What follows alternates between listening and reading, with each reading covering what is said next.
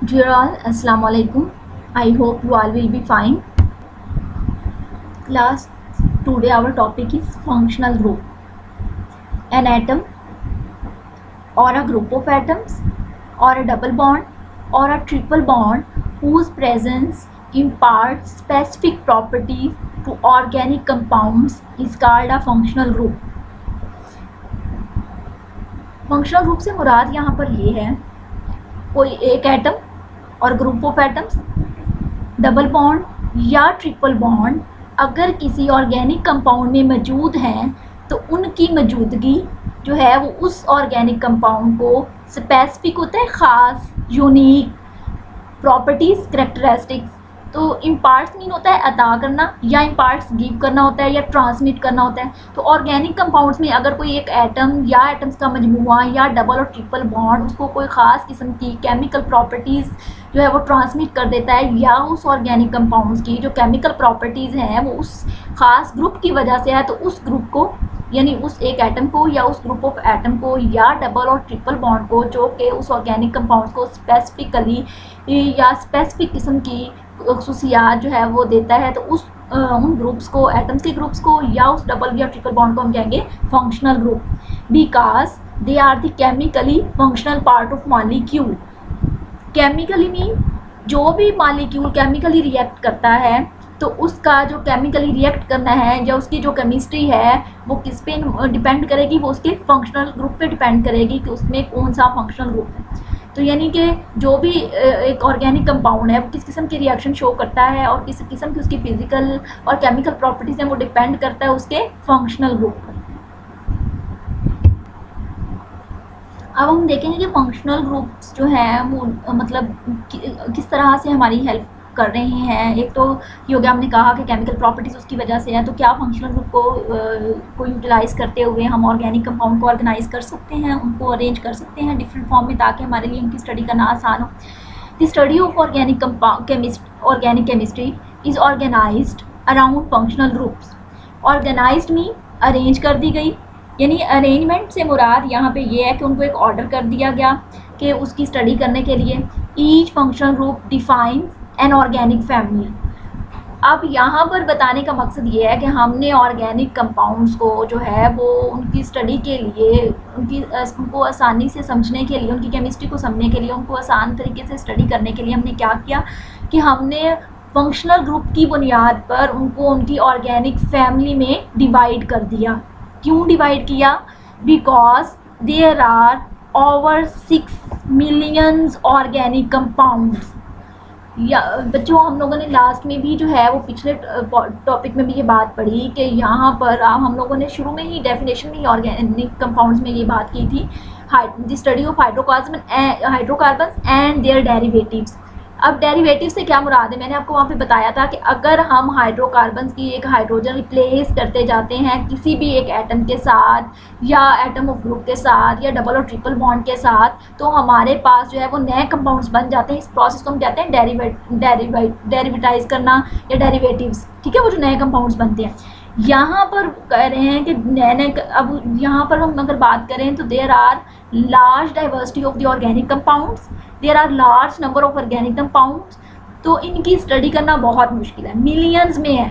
तो मिलियंस में organic compounds को, हर इंडिविजुअल ऑर्गेनिक कंपाउंड को स्टडी करना बहुत ही मुश्किल है। तो फिर हम क्या करते हैं कि हम जो है वो उनको ग्रुप्स में डिवाइड कर देते हैं।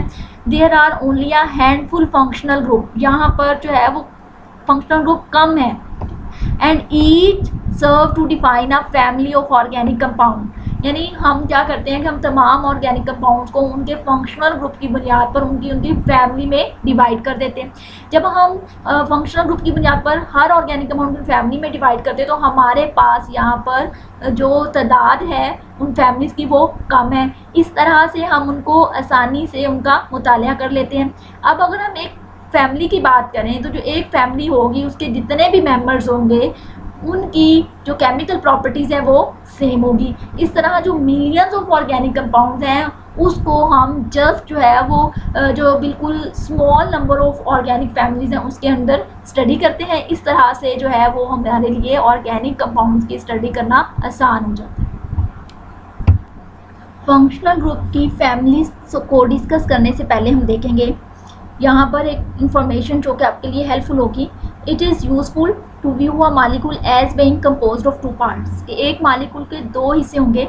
One part only has carbons, यानी एक हिस्सा जो है वो जस्ट कार्बन पर मुश्तमिल होगा।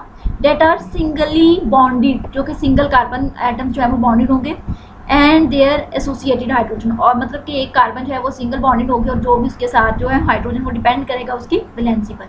एंड सेकेंड है this group of atoms is called alkyl group. ये जो कार्बन सिंगल होगी इसको हम अल्काइल ग्रुप कहते हैं। द कार्बन स्केलेटन और carbon framework and has little effect on the chemical reaction.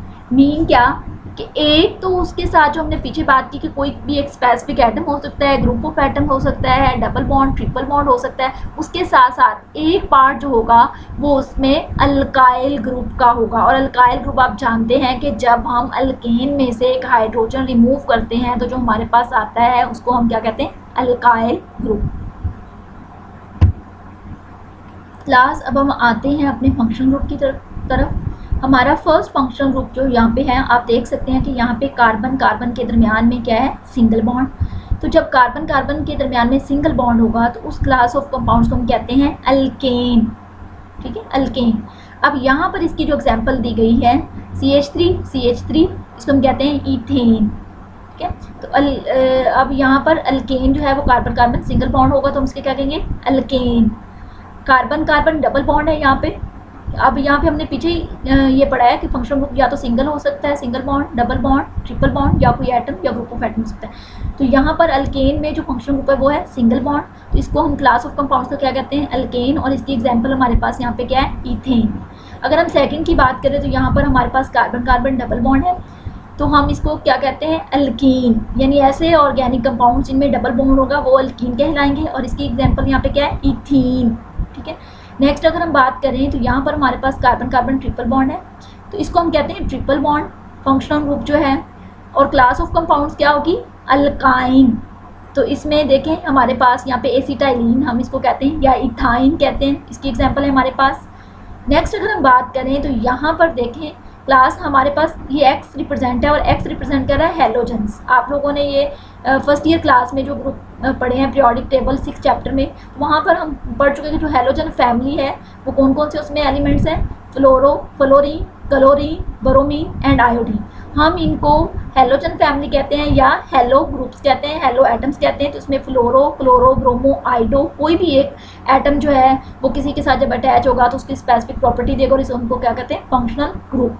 ठीक है, तो जब एक कोई भी इनमें से फ्लोरो, क्लोरो, ब्रोमो, आइडो में से जब वो अल्काइल ग्रुप के साथ अटैच हो जाते हैं, जैसे यहाँ पर देखें तो इसको हम कहते हैं अल्काइल हैलाइड। पहला पोर्शन जैसे मैंने अभी आपको बताया कि वो कार्बन कार्बन सिंगल बॉन्ड का होता है, उसको हम क्या कहते हैं, अल्काइल। और दूसरा पार्ट जो उस मॉलिक्यूल का होगा वो फंक्शनल ग्रुप, वो या तो कोई फंक्शनल ग्रुप होगा या सिंगल बॉन्ड या डबल बॉन्ड होगा। अब यहाँ पर देखें ये अल्काइल है और ये हमारे पास हेलो ग्रुप है तो हम इसको क्या कहते हैं, अल्काइल हैलाइड। ठीक है, अब ये अल्काइल ग्रुप जो है ये इसको स्पेसिफिक प्रॉपर्टीज देगा, इसको मतलब इथेन को। नेक्स्ट अगर हम बात करें तो हमारे पास आ जाता है OH ग्रुप। ठीक है, OH फंक्शनल ग्रुप, इसको हम हाइड्रोक्सल ग्रुप भी कहते हैं। अब हाइड्रोक्सल ग्रुप जो है ये क्लास ऑफ कंपाउंड्स कौन सी दे रहा है, अल्कोहल्स।